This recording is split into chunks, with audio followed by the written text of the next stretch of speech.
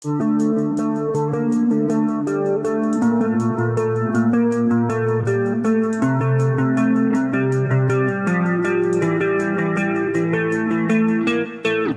Jaya minta warga bantu tangkap anggota KKB Papua. Ini cara terbaik bekuk pelaku pembantaian. Ini peristiwa seperti ini sudah sangat melukai hati kita semua.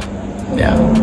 Ini perbuatan keji dan kriminal yang sudah tidak sesuai dengan harkat dan martabat manusia. Kami ingin menjelaskan beberapa hal yang sangat penting dan krusial menyangkut peran Tentara Pembebasan Nasional Papua Barat Organisasi Papua Merdeka melawan kolonial TNI Polri di beberapa wilayah konflik bersenjata di atas tanah Papua. Pada intinya, Tentara Pembebasan Nasional Papua Barat mengimplementasikan hukum perang. Tentara Pembebasan Nasional Papua Barat dan Organisasi Papua Merdeka juga mengimplementasikan hukum Tuhan dalam membela hak dan martabat bangsa Papua, di mana tanah Papua adalah tanah yang diciptakan oleh Tuhan, yang diberikan kepada rakyat Papua sebagai tuan di atas tanahnya sendiri. Sadarkan mereka, ajak mereka turun. Baik. Apabila sekali lagi cara seperti ini tidak digubris oleh mereka, bahkan mereka bertindak lebih brutal, Pak Panglima tertinggi, tidak ada cara lain.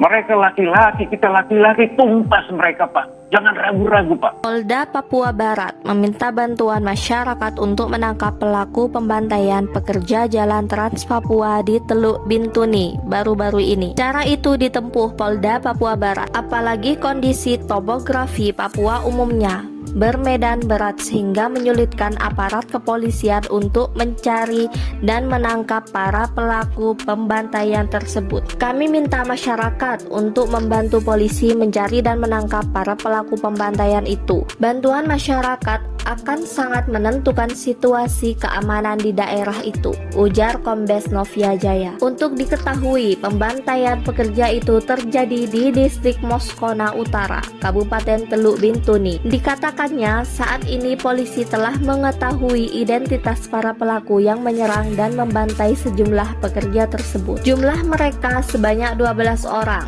dan nama-nama para pelaku itu telah masuk dalam daftar pencarian orang yang ditetapkan Polda Papua Barat. Jumlah mereka sebanyak 12 orang dan nama-nama para pelaku itu telah masuk dalam daftar pencarian orang yang ditetapkan Polda Papua Barat. Dikatakannya, pengejaran anggota KKB Papua itu bukan perkara gampang meski polisi sudah mengetahui identitas para pelaku. Pasalnya, kondisi medan Papua yang berat sehingga menyulitkan pencarian. Jadi polisi meminta bantuan masyarakat agar membantu memberikan informasi kalau melihat atau mengetahui keberadaan para pelaku. Kami sadari tanpa bantuan masyarakat, polisi akan mendapatkan banyak kendala, kata Dikrimum Polda Papua Barat Kombes Pol Novia Jaya. Melihat kondisi yang ada di lapangan tersebut, salah satu upaya yang ditempuh kepolisian adalah menyebarkan data para pelaku ke dalam daftar pencarian orang. Dengan cara itu, masyarakat diharapkan bisa mengetahui keberadaan pelaku yang sesegera mungkin menyampaikannya ke kepolisian. Tak hanya masyarakat Papua,